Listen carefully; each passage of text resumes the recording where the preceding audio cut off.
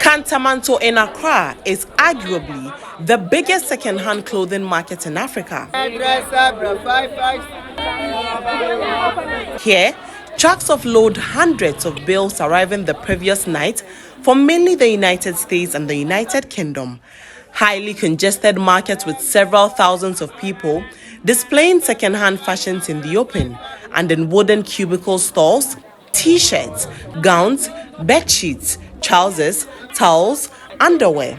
The list is endless. Traders source the clothes from Ghanaian middlemen who receive the items as donations from Western countries. Some pay up to 3,000 Ghana cedis to get these bales of used clothing. With Ghana's economy taking a hit from the COVID-19 pandemic, traders like Georgina Ankoma say they can hardly afford the clothes that are coming in. Because of dollar no they working near money baby The things are too expensive. The dollar rate is killing our business. Yet, traders outdo themselves to catch the eye of passers-by.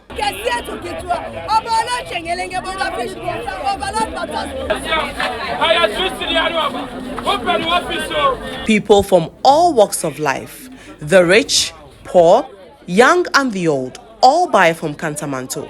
They are often on the lookout for big fashion brands in the US at a good bargain. Pretty little things. Boo. I prefer to shop here because of the variety Kantamanto gives. In some parts of the Kantamanto market, tailors and seamstresses could be seen stitching or altering second-hand clothing to make them more marketable.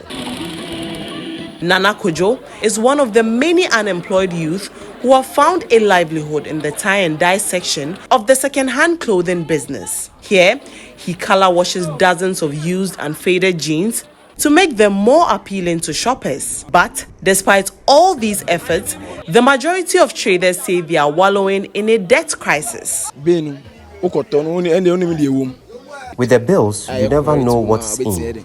Out of 400 pieces, you can get only 100, which is of good quality. The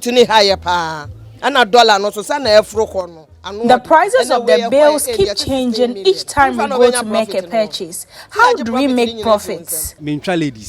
I only sell clothes for men, but when I open my bills, a large chunk were female clothes. What do I do with them? As consumers worldwide buy more clothes, the growing market for cheap items and new styles is taking a toll on the environment. Now, here's the catch. Over 15 million pieces of second-hand clothing are brought to the Kantamanto market every week from countries like the United States. 40% of those clothes end up as waste, overwhelming the country's infrastructure. These textile waste travel a round trip of about 100 kilometers from Kantamanto to one of the 3 engineered landfills, 2 of which have been decommissioned, largely to the clothing waste menace. Solomon Noy is Director of Waste Management at the Accra Metropolitan Assembly. It took over 8 months. Fire service could not help it because the whole landfill was burning till the sanitation ministry realized that no, we have to do what? Decommission the whole landfill. The textile waste you see behind me can take up to 200 years to biodegrade. And whilst doing so, it releases chemicals that pollute our air and underground water channels. Public health experts find this extremely concerning. Gutters in Ghana are also inundated with textile waste that prevents the free flow of water whenever it rains. City authorities have cited this as one of the causes of Accra's perennial and sometimes deadly flooding. At some beaches in the capital, Accra, textile waste litter everywhere. Some have been embedded into the sea sand for years and have formed tentacles. Solomon Noy says the situation is dire. Studies have been done. There is a stockpile of textile waste that is at the ocean bed. And it's a disaster. It's we are sitting on a time bomb.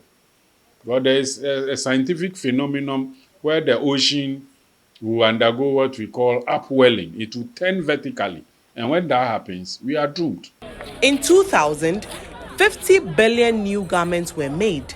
Nearly 20 years later, that figure has doubled, according to the Ellen MacArthur Foundation. The UN says the fashion industry uses 93 billion cubic meters of water daily, enough to meet the consumption needs of 5 million people.